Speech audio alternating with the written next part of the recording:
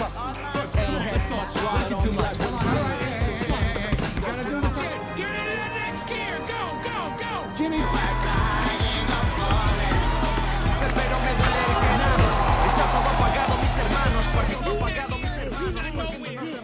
ini kita bakal ulas film berjudul Hustle yang rilis pada tahun 2022. Berkisah tentang Stanley Sugarman, seorang pencari bakat yang bekerja untuk salah satu klub besar NBA yang bernama 76ers.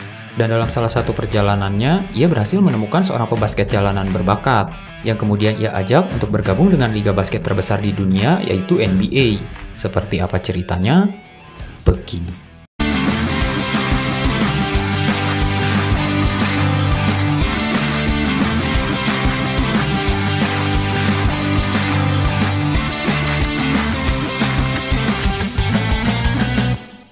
Film dibuka dengan memperlihatkan Stanley yang harus berkeliling dunia untuk mencari pemain-pemain muda berbakat. Namun tak satu pun dari mereka yang memenuhi kriteria Stanley.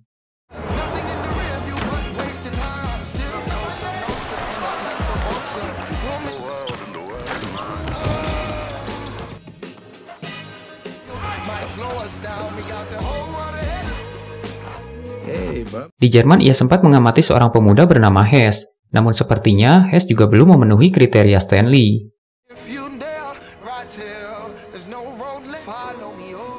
Scene kemudian berpindah di mana Stanley telah kembali ke Sixers.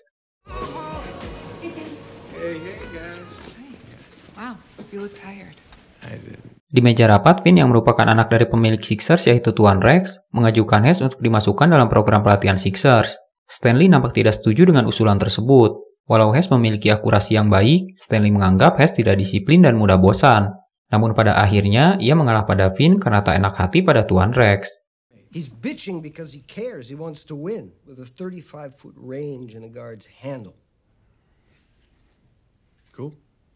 Usai rapat, Tuan Rex mengajak Stanley berbincang. Ia memutuskan untuk menolak Hess dan meminta Stanley untuk tidak lagi mengalah, karena ia sangat mempercayai Stanley.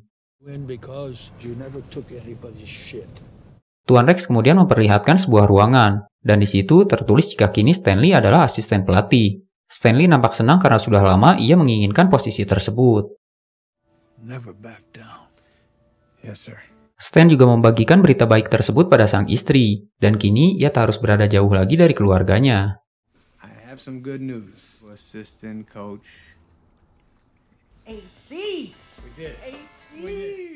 Baru saja dipromosikan, Stan mendengar kabar buruk jika Tuan Rex telah meninggal dunia.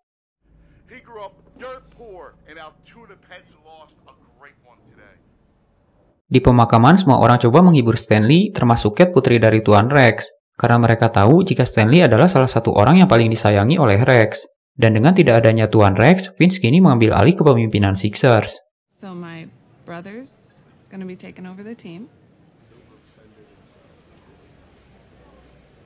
3 bulan kemudian, Stan yang sedang melatih dipanggil untuk menemui Vin. Vin yang nampak tidak menyukai Stanley memintanya kembali menjadi pencari bakat. Stan sempat menolak karena selama 9 tahun ini ia selalu berada jauh dari keluarganya. Namun Vin tetap bersikeras dan Stanley terpaksa menuruti perintah tersebut.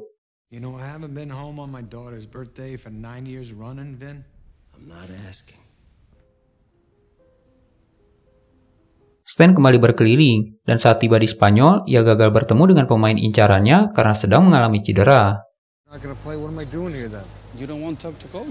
Stan yang bosan kemudian memutuskan untuk berjalan-jalan dan tak sengaja menyaksikan pertandingan basket jalanan.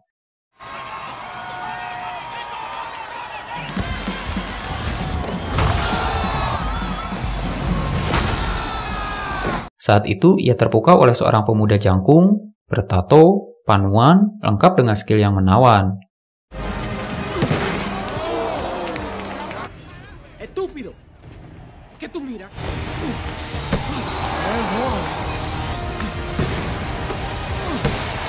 Usai pertandingan, Stan coba mencari tahu siapa sebenarnya si Kehead ini. Ia bahkan sampai mengejarnya ke dalam bus dan sempat dicuekin karena dikira papa mesum yang suka adu pedang.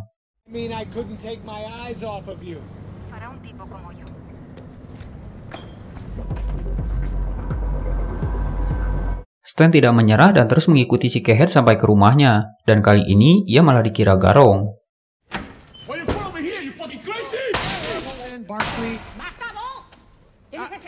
Karena terus dicurigai, Stan menelpon salah satu kenalannya yang juga mantan pebasket terkenal. Dan akhirnya, si Kehead memperkenalkan dirinya yang ternyata bernama Bo Cruz.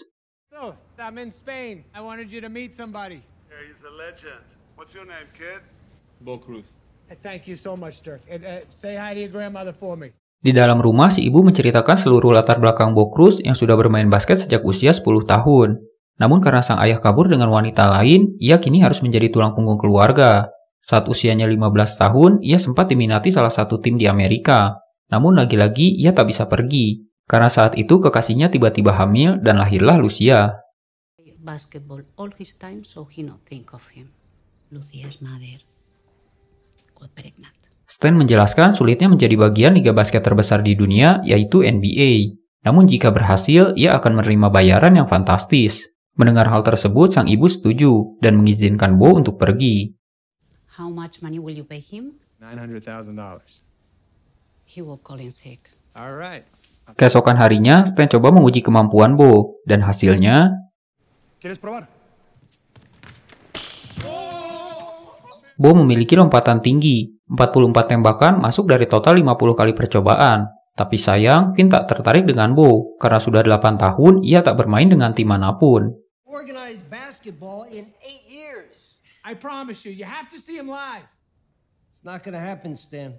Stan yang tak peduli dengan pendapat Finn diam-diam membawa Bo ke Amerika. Ia membohongi Bo jika slot telah terisi penuh. Namun ia akan terus berusaha dan Bo akan tetap dibayar.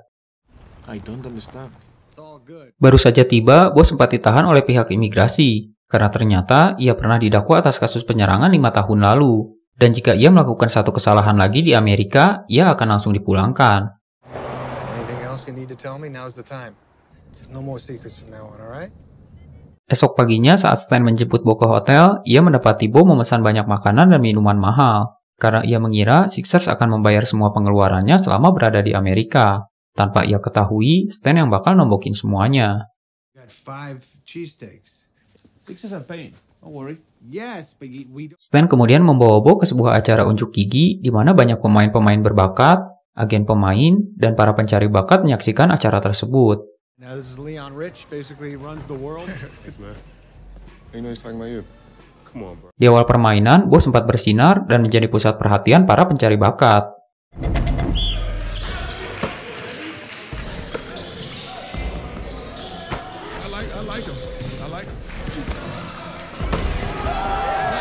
Sampai kemudian, Kremit yang merupakan pemain nomor 2 di draft NBA berhasil memprovokasi Bo dengan kata-kata kasar dan ejekan, yang kemudian membuat Bo kehilangan fokus bermain.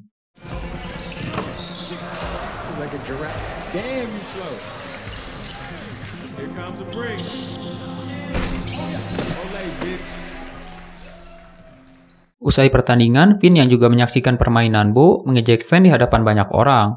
Dan tanpa pikir panjang, Stan memutuskan untuk berhenti menjadi pencari bakat Sixers.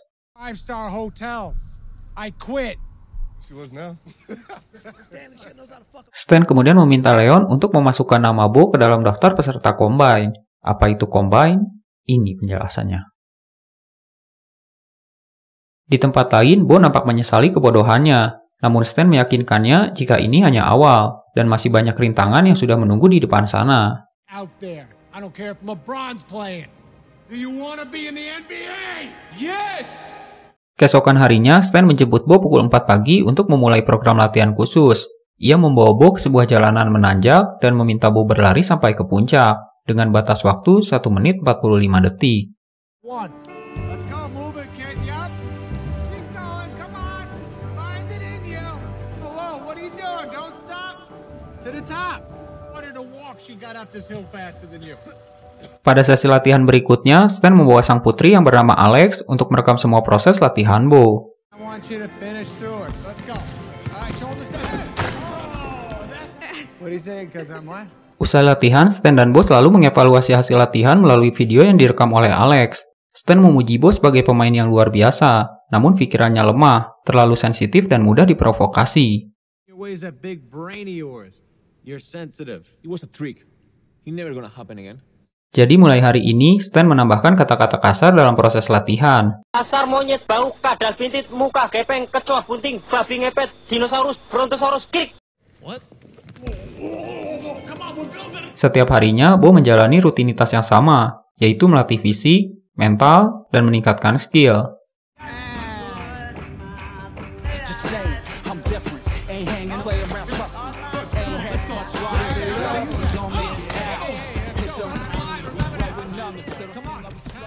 Hingga akhirnya, Bo berhasil mencapai semua target yang diinginkan oleh Stanley.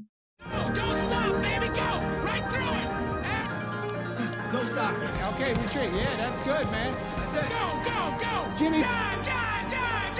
Minute 44 with your Rocky. Setelah kerja keras yang keduanya lakukan, Leon datang dengan kabar buruk, karena ia gagal memasukkan nama Bo ke dalam draft Combine. Finn juga membongkar kasus penyerangan yang pernah dialami oleh Bo di sebuah stasiun televisi. Ditambah kini Bo tahu jika ia telah dibohongi, karena Stan tak lagi bekerja untuk Sixers.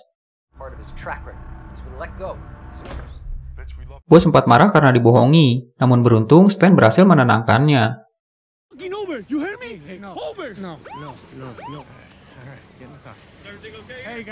Setelah tenang, Bo menceritakan kasus penyerangan yang dialami olehnya. Saat itu, mantan istrinya meminta hak asuh penuh atas Lucia, dengan alasan agar ia dan pacar barunya bisa terus mendapatkan BLT dari pemerintah. Bo yang kesal kemudian menghampiri pacar baru mantan istrinya, hingga akhirnya terjadilah semua keedanan tersebut.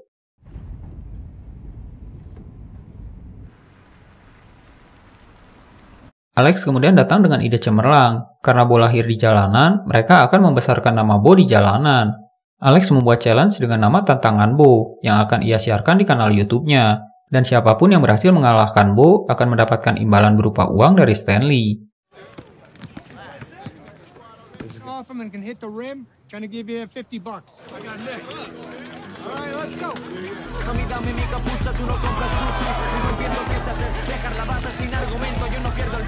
Cara tersebut nampaknya cukup ampuh, dan kemampuan Bo mulai diperhitungkan. Para pebasket dari berbagai penjuru kota mulai berdatangan untuk menjajal kemampuan Bo.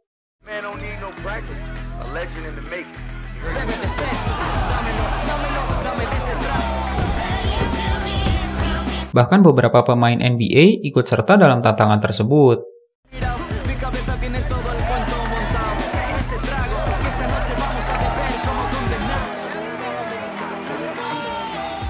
Tak lama dukungan mulai datang dari berbagai kalangan. Mereka mendesak panitia Combine untuk memasukkan nama Bo ke dalam draft. Hingga akhirnya, Bo diundang untuk mengikuti Combine melalui jalur khusus.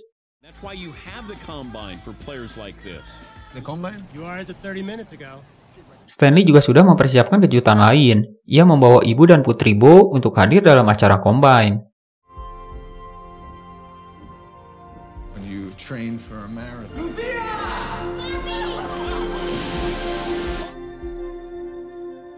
Dan tiba hari di mana Combine akan berlangsung. Tak hanya agen pemain dan para pencari bakat, bahkan pemilik tim-tim besar hadir dalam acara tersebut termasuk Finn.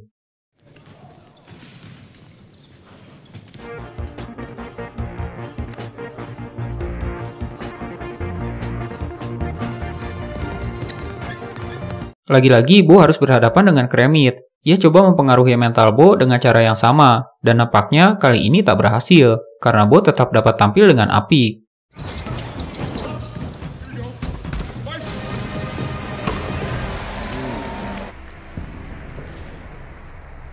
Namun saat Kremit merendahkan putrinya, Bo terlihat mulai hilang kendali. Hingga akhirnya...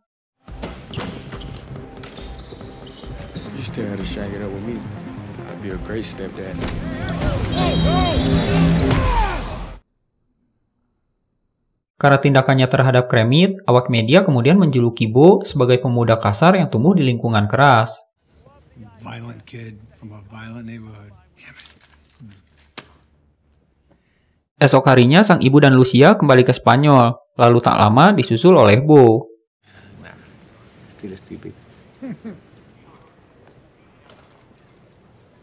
Namun sesaat sebelum take off, Leon mengabarkan ada satu pertandingan khusus, dan ia telah memasukkan nama Bo ke dalam draft.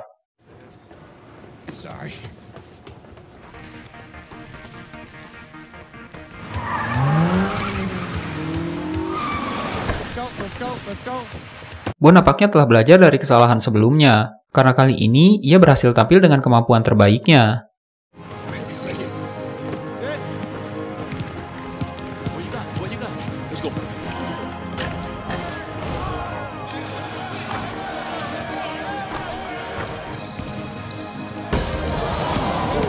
Stan juga tak sengaja bertemu dengan Cat. Sang kakak Finn dianggap tak mampu memimpin Sixers, dan Cat ditunjuk untuk menggantikannya. Help cleaning it up.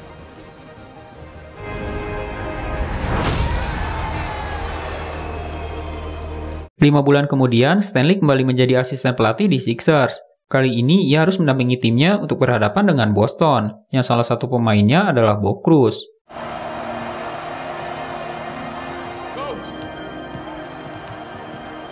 I thought I had you there. Okay. Good to see you. Stan sudah kembali pada posisinya. Ia juga berhasil membawa Bo masuk ke dalam liga basket terbesar di dunia, yaitu NBA. Walau akhirnya keduanya tidak berada di dalam tim yang sama. Dan film pun selesai. Oke, sekian dulu ulasan kita hari ini. Mudah-mudahan bisa menghibur bahan kalian. Kalau kalian punya saran atau film yang ingin kalian dengar ulasannya, bisa komen di bawah. Terima kasih.